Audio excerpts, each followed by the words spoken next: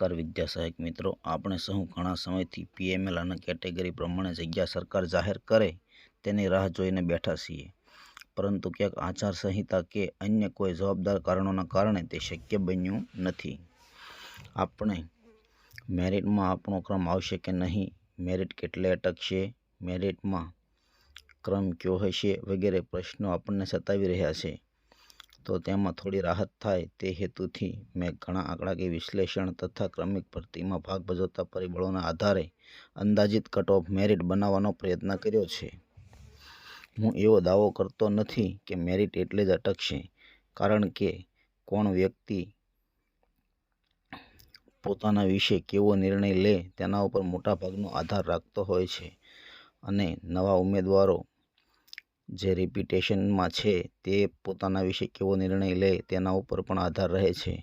પરંતુ મેં મારા લેવલ પ્રમાણે યોગ્ય પ્રયત્ન કરી બને તેટલો ન્યાય આપવાનો પ્રયત્ન કર્યો છે. અહીં મેં વિશ્લેષણ કરવા માટે તથા સંખ્યા ધારવા માટે કેટેગરી પ્રમાણે કેટલા ટકા કેટેગરીના ઉમેદવારોની ભાગીદારી હોઈ શકે તેના માટે વિદ્યા સહાયક ભરતી 2023નું જે છેલ્લું સામાન્ય ભરતીનું પીએમએલ હતો તેનો આધાર લીધેલ છે, અને તેના આધારે 9372ના જે હાલના ઉમેદવારો છે તેના આધારે વિશ્લેષણ કરી અને ડેટા બનાવવાનો પ્રયત્ન કર્યો છે. ભરતી વિશેની લેટેસ્ટ અપડેટ માટે અમારી ચેનલને સબસ્ક્રાઈબ કરો તથા ભરતી વિશે અપડેટ સમયસર મળી રહે તે માટે અમારી ટેલિગ્રામ ચેનલ તથા ગ્રુપ અને વોટ્સએપ ગ્રુપને જોઈન કરો, જેથી ભરતીની સમયસર માહિતી મળતી રહે. અહીં જે જગ્યાઓ ધારવામાં આવી છે તે પીએમએલ લિસ્ટના આધારે છે. તેના આધારે આપણે 9372 ઉમેદવારોના હિસાબ કરેલ છે, એટલે કે આની આ જ સંખ્યા આવે તેવો ચોક્કસ અમે દાવો કરતા નથી.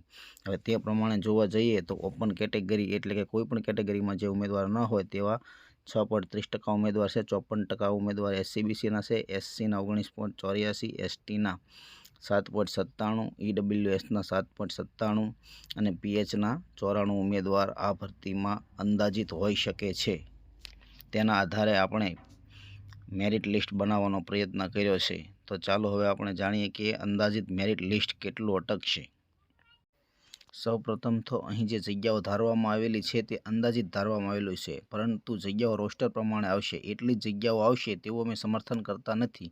જગ્યાનો ઉપયોગ ખાલી આધાર પૂરતો લીધેલો છે કે જેનાથી મેરિટ બનાવી શકાય, અને મેરિટ પણ અમે દાવો કરતા નથી કે એટલું જ અટકશે, પરંતુ અમારું અનુમાન એટલું છે, આનાથી નીચે અટકી શકે છે. અહીં આપેલ કટ ઓફ મેરિટ ખાલી અંદાજ માટે છે, તેટલું જ મેરિટ રહેશે તેવું હું સમર્થન કરતો નથી. મેરિટનો આધાર વિદ્યા સહાયક ભરતી 2023ના પીએમએલના આધારે કરેલ છે, અને તેના આધારે 9372 સભ્યોમાં કઈ રીતે મેરિટ રહી શકે તે રીતે વિશ્લેષણ કરેલ છે. તો તે પ્રમાણે ઓપનમાં 67% મેરિટ રહી શકે, એસસીબીસીમાં 66.5 રહી શકે, એસસીમાં 66.5 રહી શકે, એસટીમાં કદાચિત એવું બનશે કે ઉમેદવાર પણ મળશે નહીં અને એસટીના તમામ ઉમેદવાર લાગી જશે. ઈડબ્લ્યુએસનું 60થી નીચે રહેશે અને પીએચ કેન્ડિડેટનું 66% સુધી મેરિટ રહી શકે છે. આભાર. વધુ અપડેટ માટે ચેનલ નિહાળતા રહો.